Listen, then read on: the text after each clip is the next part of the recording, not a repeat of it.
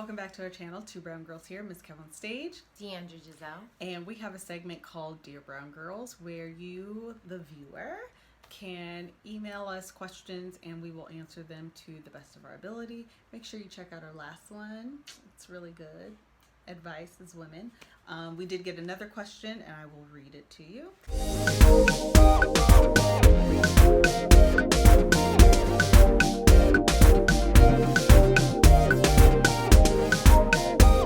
She wants to remain anonymous, so I'll give her a name. Yeah.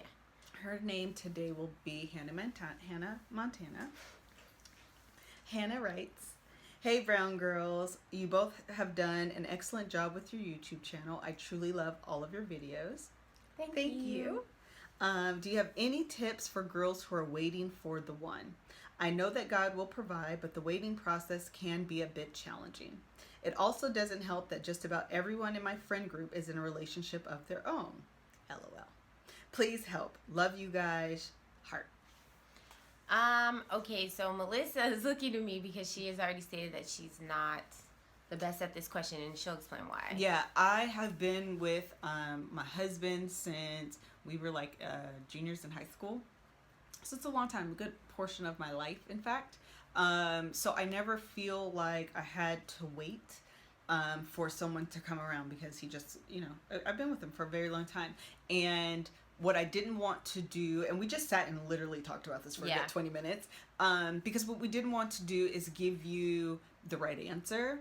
We didn't want to give you, advice that's not practical. I was going to say a practical, because everybody's situation is different. And we can only speak to our experiences with that. And so I don't have that experience. Melissa doesn't have that experience because 16 is really young. Yeah, we've been together for a long time. 16 is really young, so, like, to be in a relationship and now married. Yeah. So I don't want to, I never want to be that person. I never want to be the person to give advice on something I've never experienced, something I've never dealt with, and give you something I've heard other people say, but I don't even know if it's practical, if it's something really something somebody can do. So I didn't want to do that. So I'm letting Deandra lead the way. Of course, I'm going to have some comments, girl. Right. She'll have her 2 cents I'm going to have some 2 cents from the peanut gallery. Yeah. But I don't want to lead the discussion and offer advice on something I've never experienced. Right. So a little bit about that, when we're talking about waiting, and we were discussing that just a few moments ago, is that a lot of times as women, when we're waiting, we're really not waiting. We're actually searching, because especially when you're surrounding yourself with friends that are in a relationship, you tend to want those things. Or, you're not broadening your horizons, because once you're with somebody, your life becomes real simple. It's usually like hang out, eat, movie, home, repeat. Repeat.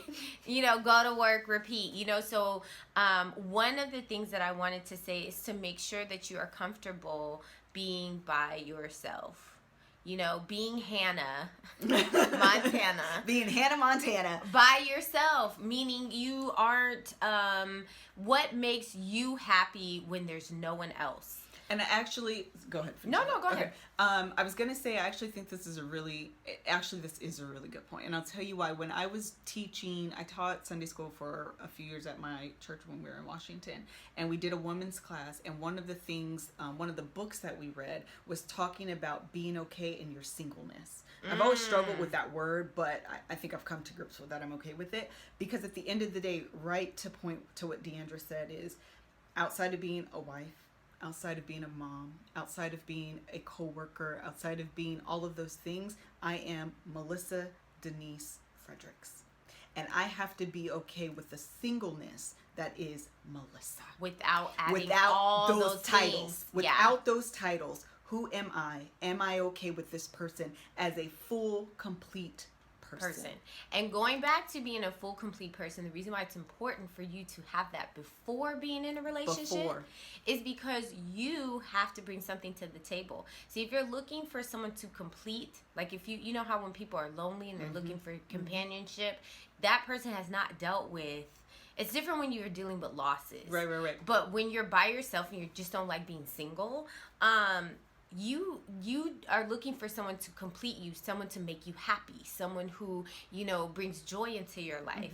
And without getting all like gospel-y or biblically, you have to figure out what that is by yourself. Like, what does Deandra do by herself when there is no, companion, no son, no job, nothing? And that's being okay in your singleness. So with that being said, our first point is to know who you are by yourself and truly wait. That is the wait. That is so important. And going back, she said, we're not waiting, we're searching. Which is also so what she's saying is waiting, but this is actually a good thing, and we haven't said this, and it just occurred to me. Waiting is not doing nothing. Right. Okay, so when we're saying waiting, we're not saying that you are a sitting duck on the pond. I'm waiting for Mr. Prince Charming. Right. No, absolutely not. But you're not searching either. But you're not, and that's the difference. That's the hard part, right, actually. And that is the hard part. Mean? Right. What does that mean? So that's being okay with your singleness. What are your hobbies? What are your interests? Making sure, because not only going into a relationship do you need to bring something to the table, but you also don't want to hand over so much power that the other person brings you the happiness. That the other person completes you, and without them you feel empty, you feel incomplete. And that's dangerous. And that's dangerous. That's very dangerous. And you don't want to do that. I want to make sure, even though, my stage name, so to speak, is Miss Kevin Stage, there is a person not tied to Kevin Fredericks. Right. I'm a complete person who is not, I have an identity outside of who my husband is. And all women, you need to find that identity separate from being a mom. Yes, I am a mom, but who I am is not a mom. Does that make sense? Yeah. Yes, I am a wife, but who I am is not a wife. Right. You know what I mean? So you have to find know who what you that are. is. Yes. Know what that is first, those are. because it gets lost in when you're by yourself. Say it again, because I overspoke you. Because you get lost when you add all those titles, then that becomes who you are. But when you have a solid foundation of who you are, you may get lost, but you come back to it, and that's what, when you're being single, I feel like that's what you're preparing yourself to do. So your wait is not okay, let me look for a man. Your wait is more of, what are your hobbies? Is there something that you wanted to start? You don't have to do this big old self-help, soul-searching thing, but you're just realizing who you are. Career-wise.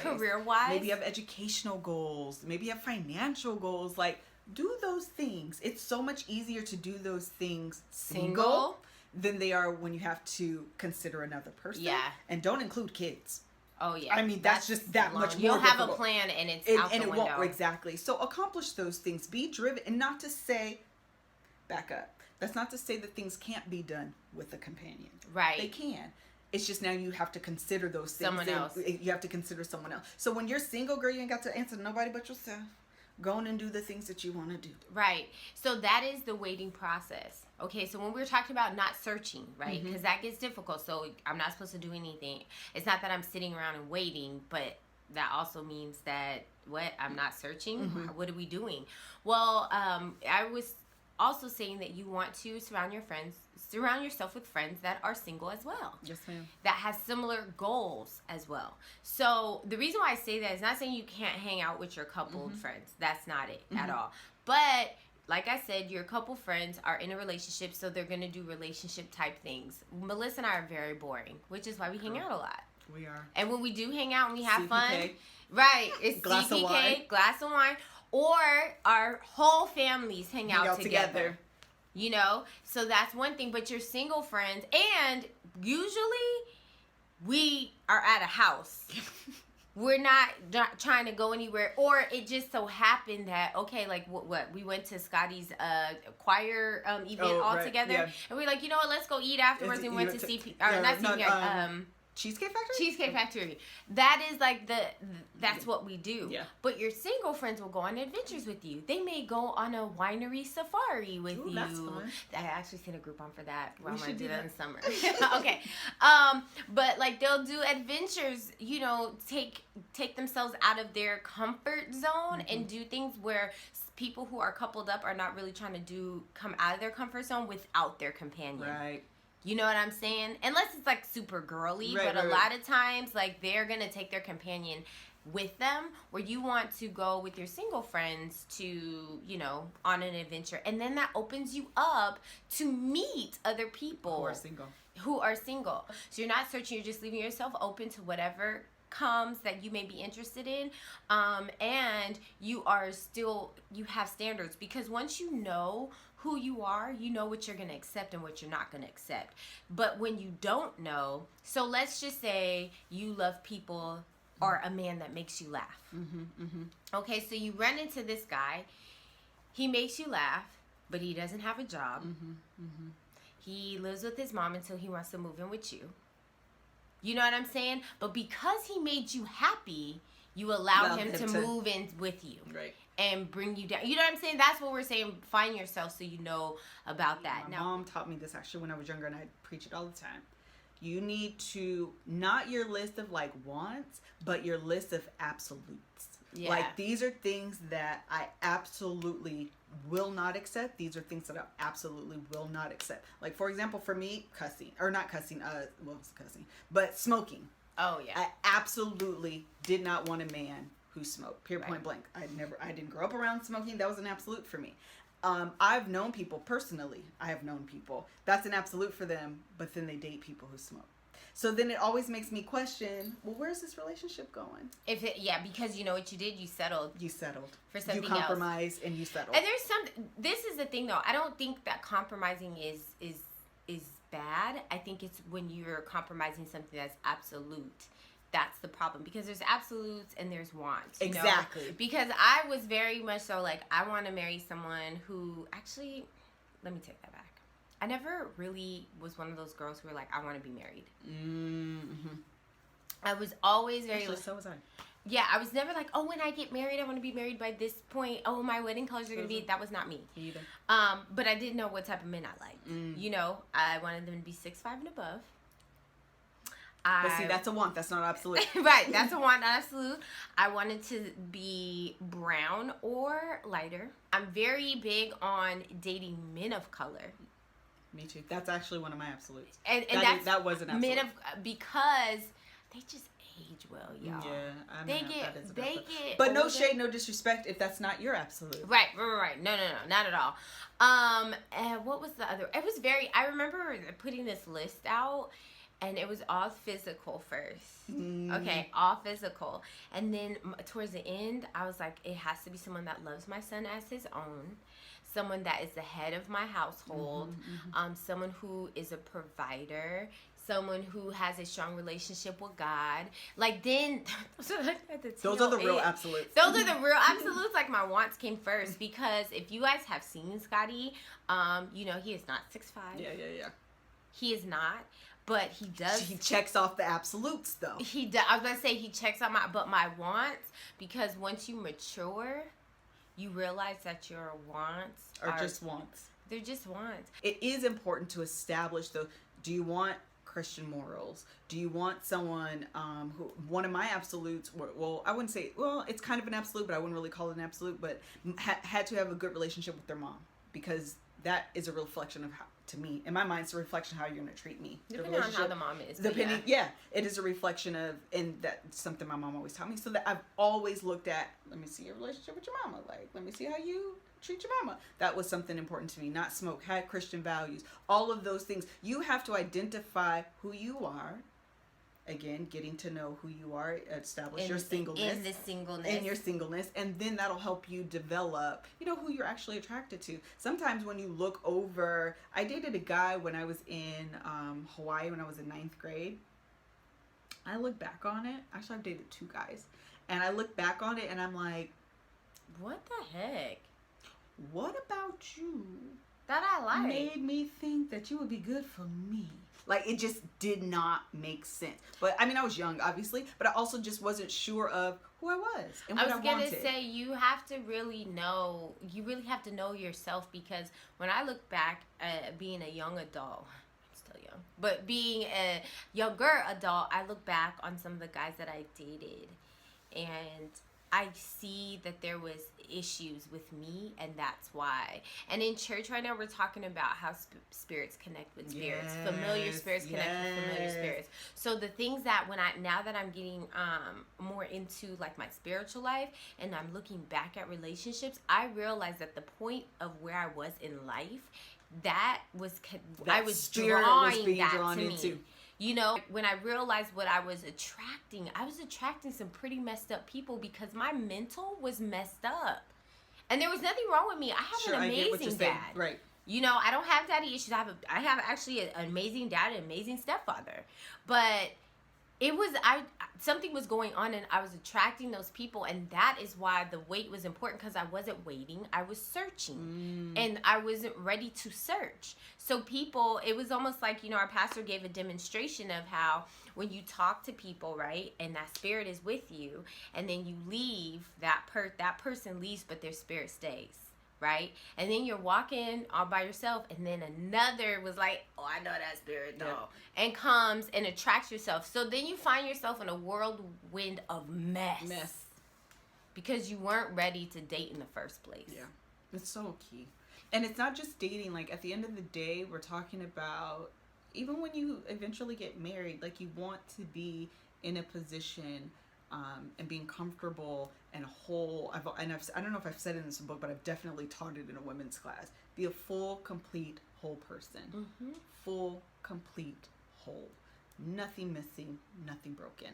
So when you enter into a relationship, I am full, I am complete, I am whole. There is nothing broken, there is nothing missing. Like, all of those, and if you really listen to what I'm saying, like, I'm not going to break it down now because I'll go into teacher mode, but each one of those really means something different. Yes, they're kind of all connected, but being full is different than being complete. Yep.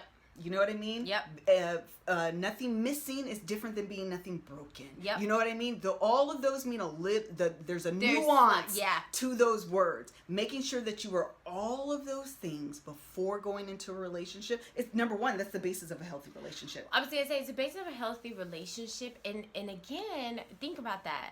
What is it? A healthy, full, complete, whole.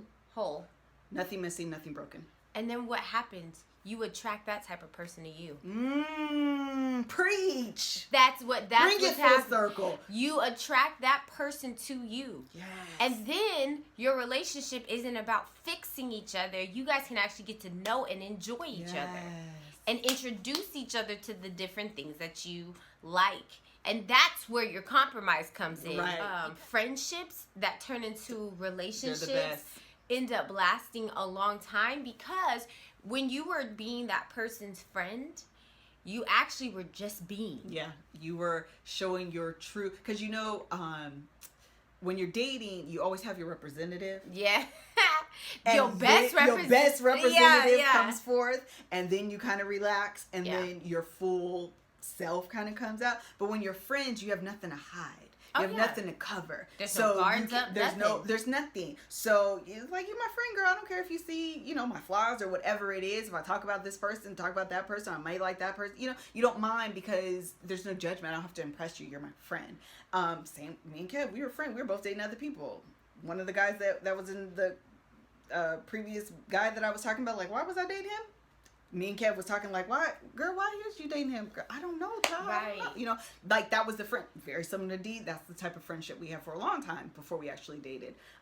So again, I do agree, like, establish that friendship. And the other reason why that's important, again, going back to a marriage type training that I've done, it talks about you need to be intimate with your partner, you need to be friends with your partner, and then you need to be, there was another one. There's like side by side, face to face, and body to body. So I need to have fun with you. That's side to side. Belly to belly, obviously, is intimate. And then face to face is conversation. These are all important things to have in a relationship. And if you don't establish a friendship, sometimes you don't know how to have fun together. Because you're still trying to bring that representative, and that representative's tired. They want a break. And you know what else I was thinking too? And this is actually kind of a tangent, but like when people are married and they don't say that their spouse is their like best friend. Mm-hmm. I read an article about that, and I feel some type of way about it. That but you don't believe that? No. There was an article saying that my spouse isn't my best friend because my best friend is the person that I've known since I was in 3rd grade, and I chipped my tooth with, and this, that, and the other. And I was like, I get it, but I kind of don't get it. Like, I get it, but I kind of... I just got so mad. Yeah, it's like... No, I got mad because even though you may have known someone for a long time, sometimes you guys go separate ways. And you guys are not as close as you may think or were. And then also, how are you not best friends with the person that you sleep next to? Exactly what I was going to say. Every single night. Exactly. How can you lay your head and trust someone because you're asleep? How do you trust the most vulnerable? Right. How do you trust someone if they're not your best friend? Yeah, I agree. Exactly. I am not gonna sleep next to someone that I'm not cool with. That's just crazy. Mm-hmm. Like I don't get that because they're intimate with you, so they know you inside and out. Quite literally. They sleep next to you every day. You guys share finances. You know what's going on with the social. Every part of your life. All 9 digits. Roll them. Right. Every part of your life is vulnerable. Yep. How are they not your best friend? Yeah, I agree wholeheartedly, 100%. Like that always, and that's not saying you can't have other good friends outside of that, but not all. You know, listen, I hang out a lot, and we're not like, yeah, girl. So my social is, you know what I mean? 100% agree. Right. I mean, we may share some things that we're going through and be frustrated, but that is not something that, you know, so I'm like, that's not saying you can't have other best friends. Absolutely. But your absolute best friend is the person you are married to. She preached it. So I don't get that at all. I don't even know how you could, because I remember someone had said, like, no, my husband is not my best friend. And I was just like, so do you like him? Yeah. Run it by me one more time. Let's talk about it. Back to your question, Hannah Montana. You know, you definitely want to make sure that you're Melissa, say it again. You're full, complete, whole, nothing missing, nothing broken. Person. While you're waiting and not searching. That was key. That is like your 100% way of finding your man because, like I said, spirits attract spirits. And when you were saying in your email, God will provide, well, a lot of times he's not providing because you're not ready. Mm-hmm, mm-hmm, mm-hmm. And you may be thinking you're full, you're a complete person. There might be something, even today, like when we were talking, because this was actually something that happened today as far as what my pastor was teaching. And like, I thought about it and I was thinking, it was talking about unforgiveness. Actually, let me take that back. Our church did a play and it's about the Midnight Cry. Basically, will you be ready when God comes? Mm-hmm. And it's about Christians, right? Are Christians going to be ready? Because a lot of times Christians don't make it into heaven because of unforgiveness.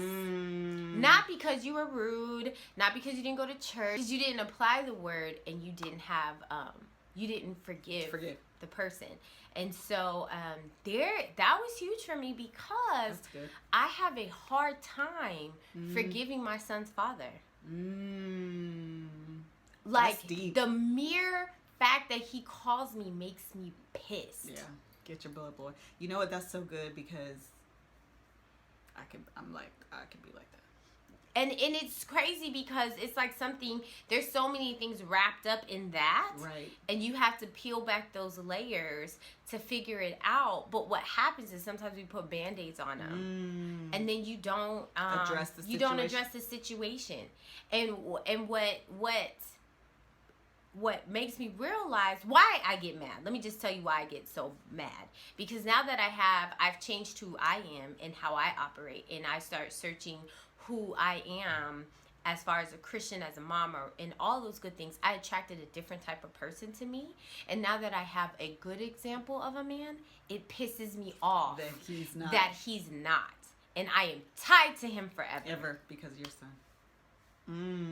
And that is when I think about how deep that is, I get so mad. Even though, you know, he's a Christian now, and he will attempt to say certain things. I'm like, that's stupid. Get away from me. Because of the unforgiveness. Correct. And so that is why you really have to work on you. Yeah. Because that was a problem I didn't even realize I still had. Problem. That's good. That's a problem I didn't even realize I had, and I'm being super transparent right now. Good. That's so good. Because you don't, and this is part of me thinking that I am whole, that I am, and sometimes God will He will bring stuff out and that say, you didn't even not know yet, dormant. Girl. Yep. Not yet. That's you still got to do that.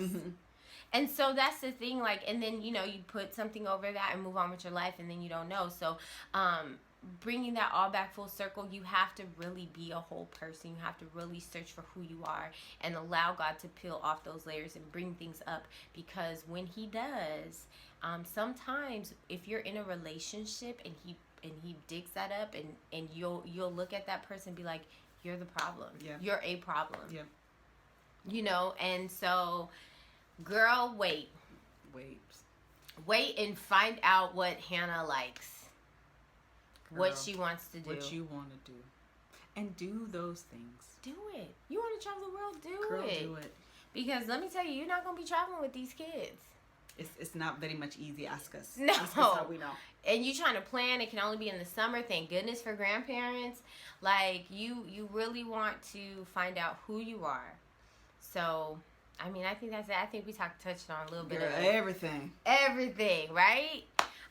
So thank you so much for your question. Yes, thank you, Hannah. And we appreciate you telling us that you wanted to remain anonymous. So that's what we did. We made up our own name. We made up Hannah Montana. We made up Hannah Montana, obviously. And so, if you are interested in sending us a question, it doesn't have to be relationship-wise. It could be about anything, career-driven, whatever. It doesn't matter.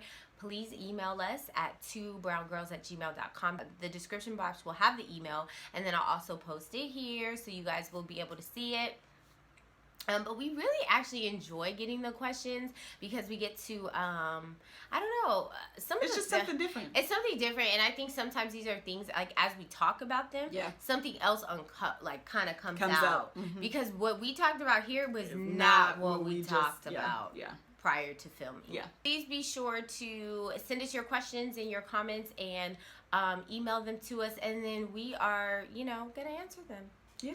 Because we appreciate you guys even thinking of little old us. Thinking of little old us, worthy enough to answer your questions. We appreciate it. Yeah, so until next time. Until the next time. Don't forget to like, comment, subscribe, and share. What else do they need to do? Follow us on Instagram. You need to follow us on Instagram. I am at Miss Kev on Stage. I am Deandra Giselle. Follow us. Find us. Yes.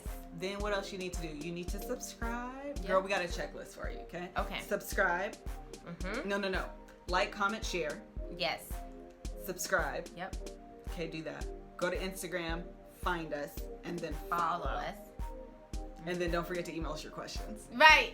Thank you so much for watching. We truly appreciate you sending the questions, Hannah.